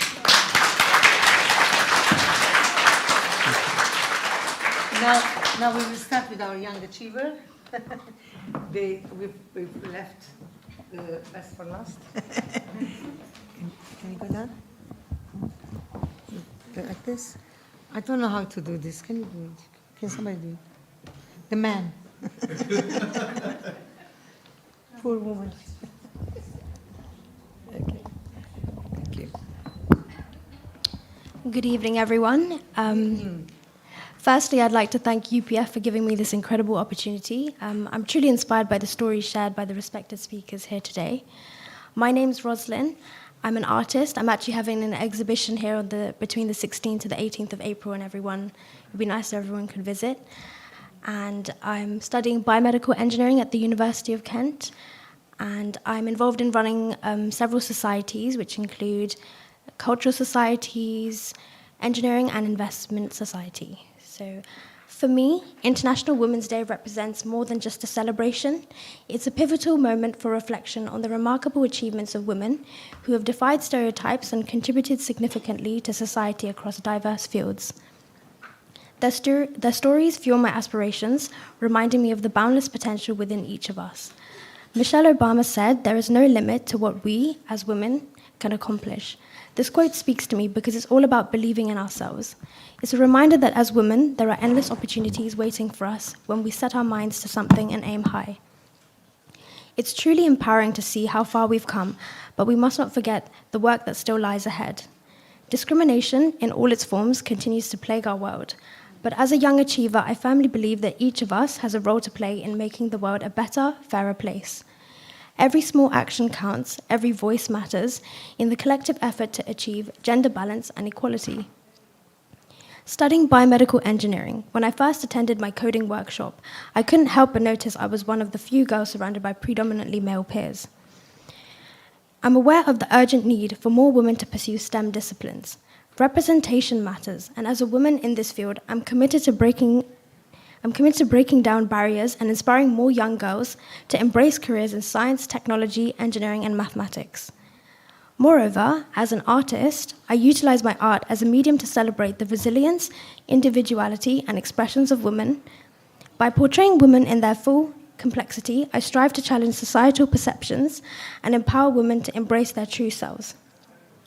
By integrating my passions for biomedical engineering and art, I aspire to make a meaningful impact that transcends the boundaries of my chosen fields. Let us continue to push boundaries, challenge norms, and work collectively towards a world where every woman and girl can thrive. I'd like to once again thank all the speakers for their inspiring stories you have shared, and it's inspired me to do more in the future. And I'd also like to thank UPF, Margaret, Robin, for providing me this platform. Thank you. You know, her father is artist, so she's an artist as well. And what was the date you're going to come? 16th to the 18th of April. 16th to 18th of April. There will be pictures of hers, as well as the father, as well as other people. That will be very nice. Please come.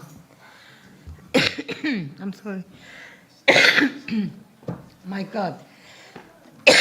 My dearest Saima. Every time somebody said, I can't do this, and I kept on changing her. She was number one. Please, Saima is Dr. Saima Niaz. I'm very sorry. And she's a psychiatrist by consultant, psychiatrist. But thank you so much. And she's gonna tell us a lot of good things. She's a lovely lady. Thank you. One of my best friends. Thanks, Margaret. And I just want to first say, ladies and gentlemen, dignitaries, a very good evening to everyone. Happy Ramadan and Happy Nowruz. And, sorry? Happy Lent as well. Oh. Very correct, yes. Okay, all right.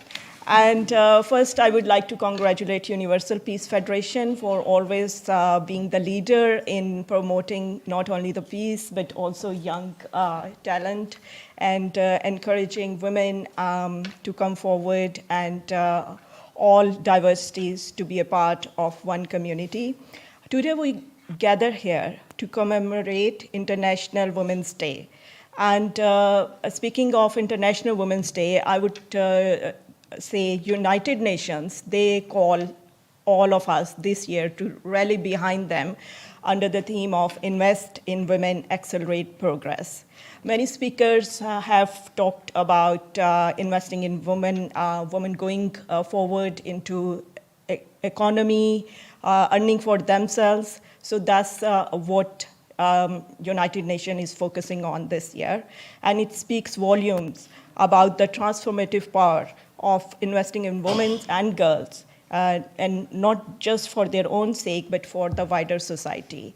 And I just want to draw your attention to the World Health Organization recent report. It's the fair share. Women comprise, according to that report, 67% of the paid global health and care workforce. And in addition to this paid workforce, it has been estimated that women perform an estimated 76% of all unpaid care work activities. So sadly, not only this, but work that is done primarily by women tends to be paid less and have sometimes poor working conditions, and it's happening all over the world, and not only at in some remote area, but at higher levels as well. Unfortunately, women and girls are also the first who suffer in climate crisis. We have all seen in conflicts across the world, as some have already raised it, and their rights are in crisis, from sexual violence and child marriages to gender gaps in education, employment, training, political, we just mentioned, even in UK, and healthcare to teenage pregnancy and maternal mortality rate, which is leading killer of 15 to 19 years old girls. And the World Health Organization shows the prevalence of major mental illnesses when there is gender inequality. I'm going to talk about a little bit, that it affects women more compared to men, and the psychological impact of gender inequality affects women's mental health, not only mental health, well-being, self-esteem. It can cause anxiety, depression, body image issues, and leading up to severe trauma. And earlier there was about a speaker was telling about gender inequality. I just want to say women are not asking for to be equal in physical strength. They are asking to be equal in pay gap, in other activities. They are asking to have the equal opportunities, especially pay gap and other. There is a long list. I'm mindful of time. And so that's the understanding of, that's what women are asking, gender equality, and also study after study, I just want to highlight that women are highlighting that when women are empowered and given the resources, they need to thrive and encounter not only the entire communities benefit from it, but the whole world at the global stage, it will benefit when women are empowered. And from improved health outcomes to increased economic growth, the benefits of investing in women are undeniable. Currently, United Nations International Congress is going on in New York. It's about women, and I'm luckily one of the delegates. It's virtual, I'm attending it, and they are highlighting how young achiever here, first girl, she pointed out that how it is important for women to become into budgeting, economy, and all that stuff that used to be for men. If we want an equal world, women needs to come forward to have equal opportunities in all things. And just to be mindful, women are not asking for physical strength to be equal in.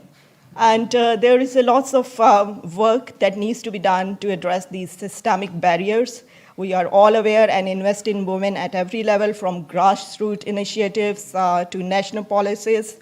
I would say it's not paperwork. Even when a woman is standing for a little thing, it counts. So don't stop and support each other. And wherever you are, whether you are a housewife, whether you are in an office, do something for your improvement, for others, women improvement.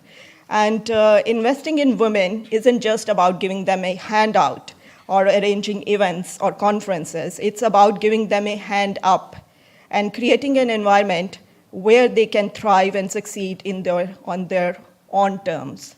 And as we celebrate International Women's Day, let us also remember the importance of intersectionality. The understanding that women's experience are shaped by factors such as race, class, sexuality, and disability. We must ensure that our efforts towards gender equality are inclusive and address the unique challenges faced by women from all backgrounds. So I'm a consultant psychiatrist working currently in the NHS, and I'm proudly saying that the Royal College of Psychiatrists, they are also looking at this and supporting the students who are neurodiverse. And I'm ending soon my speech. I know it's getting late. Just let us recommit ourselves to the ongoing struggle for gender equality. Let us stand in solidarity as someone mentioned earlier as well, with women everywhere and work together to build a brighter, more inclusive future for all. And before I end, just I want to show that Margaret has started, who is director of UPS, a women's only group every month. And it's been amazing, and giving safe space to women at UPF is a big, big step forward this year. And I have heard very positive feedback. Last week we had a women's only group, and Manika, Dr. Manika is here. Yeah. If you'd please stand up. She spoke about resilience. She is a TEDx speaker, and she spoke about resilience, and resilience to learn how her journey shaped her future. So she wrote a book, and she has an academy. So women, I'm only going to say, work, whether it's little, very small, just don't stop, support each other. And it's amazing to have young speakers, so inspiring. Thank you so much, and thanks. You've done so well. She's done so well, hasn't she? Thank you so much. Thank you. Dr. Samia. Yes. Now we have another doctor, Dr. Saf Baksi. I'm going to read your thing, but I can't find it.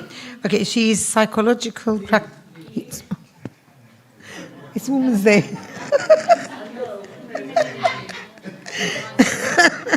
Psychological practitioner supporting women as well, and he does many good things actually. But I am already, my head is turning. But he's a nice man, very nice man.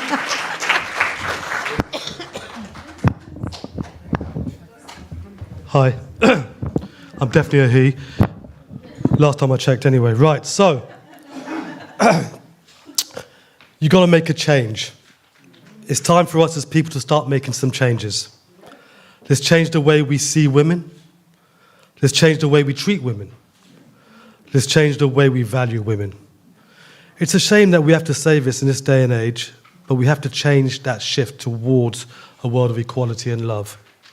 My name is Dr. Saf Baksi, and I'm a psychotherapist, psychological intervention worker, and I'm one of the directors of Stop Trafficking Worldwide, an organization dedicated to saving women, vulnerable women and children from being trafficked and exploited. We have our founder behind, Dr. Sheikh Ramzi, and one of my partners there, Captain Ali Javid. I have so much gratitude right now, and I feel so excited and aligned with all the fellow speakers today. This evening, it's been a wonderful, wonderful, hosted by the Universal Peace Federation. Margaret, Robin, thank you very much for inviting me today. We've been going through some real distressing issues in recent times, well, as far as I can remember, really. And this is where I see a commonality. Whether we're talking about gender inequality, domestic violence, human and sex trafficking, whether we're ignoring mental health and addiction problems or exploitation full stop, we're talking about the fight against injustice. I think we've become very disconnected as human beings. I myself have caused chaos most of my life. I've been selfish, I've been bad at times, hard to live with, but I'm grateful that so many people gave me a second chance, and that's when humanity is at its best, when we support each other and we move forward as a collective and in communion. The two most important people in my life are two amazing women, my wife and my daughter. Not only am I celebrating them, I'm celebrating all and recognizing all the women who inspire us to grow and move forward. I would not be alive. I would not be alive if it wasn't for my wife and my daughter. They saved me from a life of addiction. They saved me from a life of self-sabotage. I'm grateful that they stayed with me. They stood by me through everything, all the destruction I caused, and they helped me grow and they guided me to redemption. Now, I'm a firm believer, ladies and gentlemen, that a lesson lived is a lesson learned, and I have ascertained the value for women. I now dedicate my life to helping women, whether it's through my non-profit organization, with my fellow colleagues back there, Stop Trafficking Worldwide, CIC. We're here to make a difference. We're here to save innocent women and innocent children being exploited, being abducted. We're here for them, and we're here to save lives. We all came from a woman. We got our name from a woman. Nurtured by a woman, loved by a woman, fed by a woman. So why do we take from women? Why do we abuse our women? Why do we cheat our women? Instead, we need to be real with our women. Try to heal our women. Because if we don't, the next generation of boys and men will do the same. We have to treat women with respect and dignity. I celebrate you, and I appreciate all of you women. Stop trafficking. Let's save the world. Let's save humanity. God bless you all the women. Thank you. Thank you very much. Thank you very much. Very well said. Yeah, very, very good timing. Time is 9:15. Do you have any questions to any person or thank yous to any person? Then we can do it. Hey, say please. We have our lovely Yvonne. Okay. Thank you very much. I'm going to be really controversial for the last speaker, and for a question for the last speaker. A really good friend of mine has just started a charity, a bit like yours. In fact, two friends. One charity is called Not for Sale, and but the other one is very different. And I'm asking this from a complete level playing field, no blame, just out of curiosity. What is your perspective on honour killings? Honour? Killings. Thank you. I'm totally against it. I'm totally against it. It's very common in the culture where I'm from. Unfortunately, it's still going on today. I've heard stories. Some of my clients are honour killing survivors, and she is still scared for her life. And I can't believe not only is it happening in this day and age, it's happening in the UK. Okay, Pakistan, India, South Asia, Africa, it's happening, we know, right? And unfortunately, I can't do anything there at the moment, but I can, it's disgusting. So is FGM, which is still happening as well. It's astonishing that this is all happening. It's astonishing. And you know what? I'm out there to help people if I can. I know it's a difficult topic, me being a man, but I'm here to help people. And if I can't help someone, I know someone who can. So yeah, it's disgusting. I'd love to introduce my friend to you. Yeah, that'd be good. Also, why in this country that there are people that know who they are and they don't do anything about it. The whole family stands against the woman that doesn't want to get married. I mean, it's terrible. It's absolutely terrible. I can't believe it. Now we can do something about that. If we all go run. Can I say something, Margaret? Can I say something, please? I would like to ask Dr. Saf to say a bit more about your organization. Is that and very, very standing at the moment, because you're talking about saving the life of the mother and children, saving the life of the people who are abducted and will disappear sooner or later. These are by thousands, by millions. By thousands, by the million is very worrying. Please, can you explain a bit more? Thank you. Thank you. Thanks, Dr. Sheikh. Yeah, I mean, I got involved in this organisation because I see it as a problem. It's a global problem, but we need to start here. Believe it or not, the UK is one of the #1 countries for human trafficking, modern-day slavery. Women and children are getting abducted daily. Women in Palestine are getting abducted. Women in Ukraine are getting abducted. Women in Congo are getting abducted. This needs to stop. And our organisation, Stop Trafficking Worldwide, are here to try and help stop this. So please, we want to raise awareness. Please check us out on the website www.stoptrafficking.co.uk. We need help. We need support, and we need awareness. So please. We also meet here. Yeah, and we also do a lot of work with UPF as well. So we need your support, and let's try and save lives. Innocent children, innocent young children who are getting abducted and sold for sex. Just think of that. Thank you. Thank you. Now it's my pleasure to invite my partner in peace. Closing remarks. Closing remarks. Just, we've had an amazing evening. Thank you so much for everyone for coming. Everyone who provided food. It was such amazing food. Thank you. Wasn't it great? And just amazing speeches, heart-moving speeches. Amazing young people providing inspiration for older people who think, oh, gosh, what's going to happen in the future? But there is hope. There's great hope. Just before we leave, I just wanted to point out Otto Cannon here. We have a partnership with the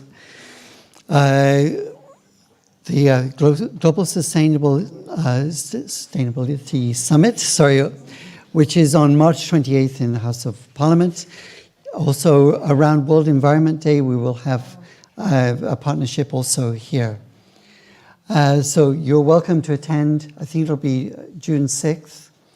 And if you want to find anything else out about March 28th, please raise your hand. Thank you.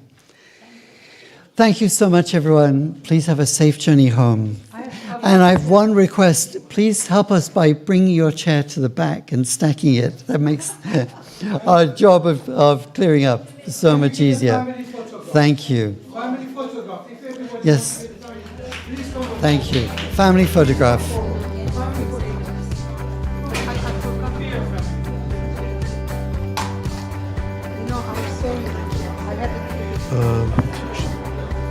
Shall I put this down there, Margaret?